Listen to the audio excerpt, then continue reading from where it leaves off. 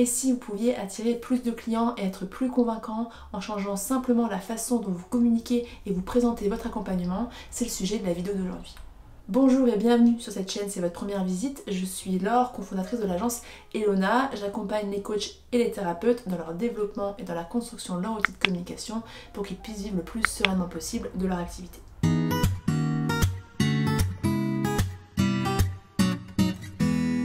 Je viens donc vous parler aujourd'hui d'une tactique qui va pouvoir faire toute la différence dans l'intérêt que vous allez attiser chez vos clients potentiels, et ça tient à une chose à implémenter dans votre communication qui est de comprendre les motivations réelles de vos clients. Et là je vais tenter d'expliquer dans cette vidéo ce que j'entends par là, mais sachez que c'est un sujet qui a nourri énormément d'études psychologiques et de théorie marketing. C'est un sujet très vaste, il y a plein de choses à dire. L'idée c'est pas de vous faire un cours théorique sur la question, c'est simplement d'ouvrir quelques portes et peut-être de vous faire réfléchir sur la façon dont vous communiquez aujourd'hui et sur ce que vous pourriez faire différemment. Qu'est-ce que j'entends donc par comprendre les motivations réelles de vos clients? Eh bien, tous nos actes, toutes nos actions, tous nos comportements sont guidés par des motivations. On cherche toujours à atteindre quelque chose lorsqu'on fait quelque chose. Quand on achète de la nourriture, en général, on est motivé par le besoin, l'envie de manger. Et bien, lorsqu'on va faire appel à un coach ou à un thérapeute, on va ici aussi être motivé par quelque chose, souvent par une transformation, par sortir de la situation A dans laquelle on est, la situation qui ne nous convient plus, et atteindre la situation B, la situation à laquelle on aspire. Et l'accompagnement doit nous aider à passer de A à B. Donc là, c'est une motivation. Et bien, ces motivations, le plus souvent, elles sont liées à un besoin ou à un désir. Et là, il peut être intéressant de comprendre la différence entre les deux. On a tous des besoins fondamentaux. Ces besoins fondamentaux, ils vont désigner un manque physique ou un manque psychique, que ce soit pour subvenir à notre survie donc physique, la sécurité, le fait de manger, de dormir, ou que ce soit pour subvenir à notre survie qu'on pourrait appeler sociale, le besoin d'appartenance, appartenance au groupe, le besoin de reconnaissance également. Voilà, donc ça ce sont des besoins plus sociaux. Il existe une hiérarchie parmi ces besoins qui a été théorisée par un psychologue américain au siècle dernier qui s'appelait Maslow, et il a construit la fameuse pyramide de Maslow qui est très utilisée en marketing ou en psychologie. Et l'idée derrière tout ça, je vous l'afficherai à l'écran, c'est de se dire qu'on va d'abord chercher à assouvir les besoins de niveau 1 avant de chercher à assouvir les besoins de niveau 2, puis les besoins de niveau 3, etc. Donc en gros, tant qu'on n'aura pas la sécurité physique, la sécurité alimentaire, on va pas chercher l'amour ou l'estime de l'autre. On a le sens des priorités, en gros. Donc voilà de façon très brève et très simplifiée ce qu'est le besoin. Et puis on a aussi tous des désirs. Et ces désirs aussi viennent désigner un manque, mais ça va être un manque qui n'est pas forcément jugé nécessaire, parce que le besoin est un manque jugé nécessaire. Le désir, lui, c'est plutôt un manque qui va être lié à notre environnement, à notre société, à notre personnalité, à notre histoire. Donc en fait, là où on a tous les mêmes besoins fondamentaux, on n'a pas du tout tous les mêmes désirs. Pour simplifier, en fait, on peut dire que le désir vient répondre au comment j'assouvis mon besoin. Donc on a peut-être tous besoin de manger, mais on va pas chercher à assouvir ce besoin de la même façon. On aura différents désirs. Moi je vais désirer manger des pâtes, vous peut-être une pizza, machin peut-être encore autre chose. Et puis entre des personnes de pays différents, ces désirs seront potentiellement encore plus différents qu'entre vous et moi. Parce que on n'a pas la même culture, on n'a pas la même histoire, on n'a pas les mêmes habitudes, et donc peut-être que un japonais préférera manger des ramen plutôt que des spaghettis bolognaise, par exemple. Et donc pourquoi je vous dis tout ça? Simplement parce que comprendre la motivation réelle de votre client, c'est essentiel si vous voulez le toucher, si vous voulez lui parler, si vous voulez qu'il se sente concerné et si vous voulez attirer son attention avec vos supports ou avec la promotion de votre activité. Ça passe donc par la compréhension de son besoin. Quel besoin cherche-t-il à combler? Et bien souvent, ça va passer par la compréhension de son désir. Quel désir cherche-t-il à combler? On peut prendre deux exemples tout simples. Le titre de cette vidéo, la tactique pour trouver plus de clients. Ici, trouver plus de clients, c'est clairement un désir. Ça vient répondre à un besoin sous-jacent qui va plutôt être la sécurité professionnelle, la sécurité financière et pourquoi pas un besoin d'estime ou de reconnaissance. Voilà, je veux montrer que j'en suis capable, je veux réussir pour ma confiance en moi et puis aussi par rapport au regard des autres, potentiellement. Et trouver des clients, c'est une solution parmi d'autres pour assouvir ce besoin. Parce que ça pourrait être aussi changer de métier, ça pourrait être trouver une autre source de revenus, voilà, il y a plein d'options possibles. Mais trouver des clients, c'est souvent le désir le plus commun et c'est pourquoi ici on a fait exprès, on a fait l'exercice de l'utiliser en tant que titre. Si j'avais appelé cette vidéo comprendre les motivations réelles de vos clients, vous n'auriez certainement pas cliqué, ou en tout cas beaucoup moins de monde aurait cliqué, parce que ça ne répond pas à un besoin qui est conscientisé, ou en tout cas ça ne répond pas à un désir. Vous, ce que vous désirez, c'est trouver des clients. Comprendre les motivations réelles de vos clients, c'est pour nous une solution, mais vous ne l'aviez pas encore conscientisé, donc ça ne vous intéressait pas avant que je vous en parle. Est-ce que c'est clair? En tout cas, sinon, deuxième exemple peut-être, imaginons que je sois naturopathe spécialisée dans la perte de poids. La personne qui vient me voir, elle peut avoir différentes motivations. Elle peut être motivée par son bien-être, être en meilleure santé. Et donc là, on est plutôt sur un besoin de sécurité physique.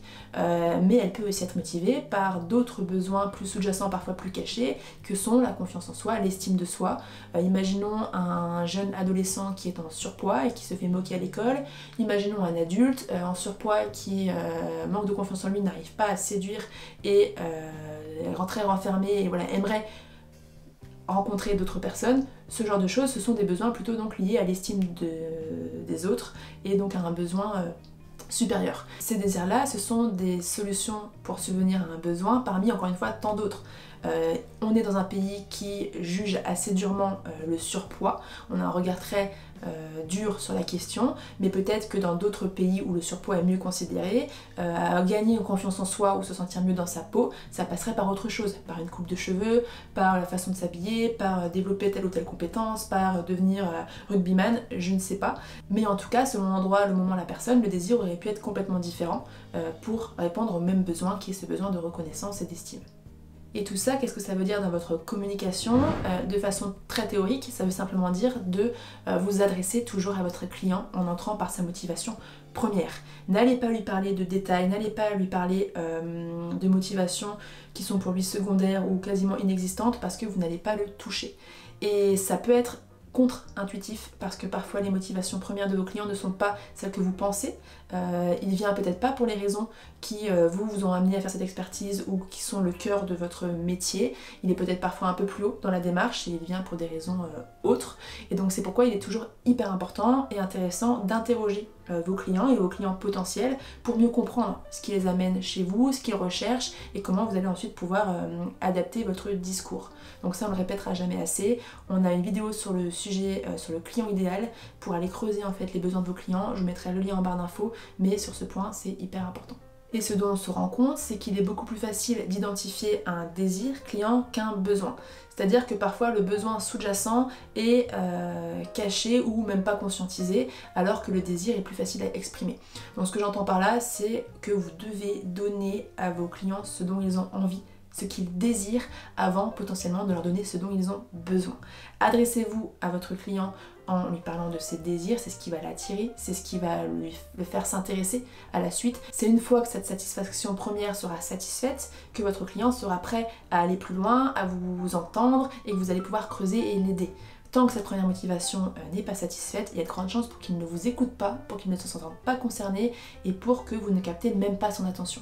Donc ça peut être encore une fois un peu contre-intuitif et parfois nous pousser à utiliser des termes qui sont pas les bons, qui sont pas justes parce qu'on a l'expertise, mais c'est le jeu et c'est aussi ensuite à vous d'amener votre client à faire le cheminement qui vient ensuite. Tout ça c'est lié à une autre idée marketing que vous avez peut-être déjà rencontrée, l'idée de répondre toujours à un problème qui est douloureux et urgent.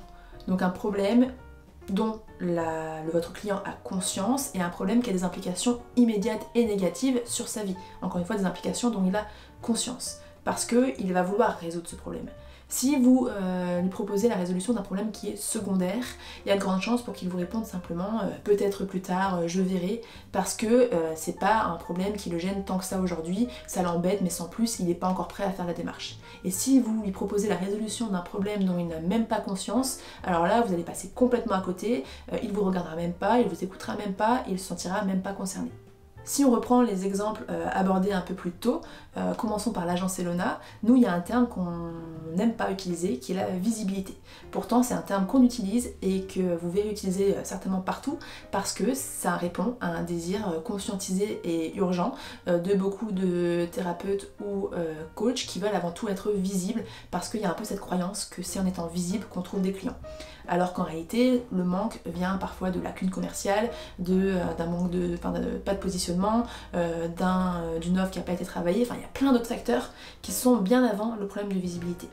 Mais parce que c'est comme ça, c'est dans les consciences et que c'est souvent le désir premier de nos clients, on va venir parler de visibilité. On va jouer le jeu. Parce que, imaginons que demain, je crée une nouvelle vidéo, je l'appelle comment gagner en visibilité auprès de vos clients, ou je l'appelle comment définir une stratégie durable et pérenne pour développer votre activité, il y a de plus grandes chances que vous cliquez sur la première option. Parce que gagner en visibilité, c'est un désir que vous avez.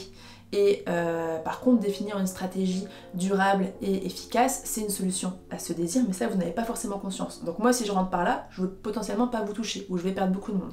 Donc l'idée, c'est de rentrer par cette motivation première qui est plus commune et qui est forte, pour ensuite amener le contenu, qui est certainement le même, hein, peu importe le titre, ce sera la même chose, mais pour amener ce contenu et pour amener l'information et ensuite faire cheminer aussi la personne qui nous écoute. Et tout ça, c'est pareil pour vous, communiquez toujours en essayant de vous adresser au désir premier de votre client. Si je reprends mon exemple de naturopathe, toujours dans la perte de poids, si la personne vient me voir, elle veut perdre du poids en réalité parce qu'elle est mal dans sa peau, elle n'a pas confiance en elle, et que moi je lui adresse un discours hyper théorique, hyper développé sur certains aliments, sur l'espérance de vie, sur la prévention des maladies, etc. Alors qu'elle, tout ce qui l'importe, là aujourd'hui, c'est l'apparence physique. Eh bien je vais pas la toucher. Alors que si je lui parle de ce côté-là, toute estime de soi, etc., là je vais la toucher et là ça va l'intéresser.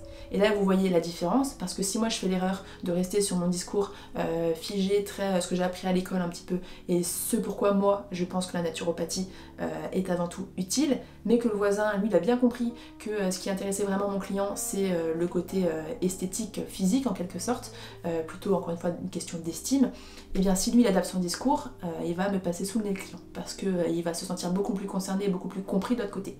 Donc là encore une fois, vraiment, adressez-vous aux motivations réelles, et pour connaître ces motivations réelles, faire des recherches, poser les bonnes questions à vos clients, et puis ensuite travailler et tourner votre discours autour de ça.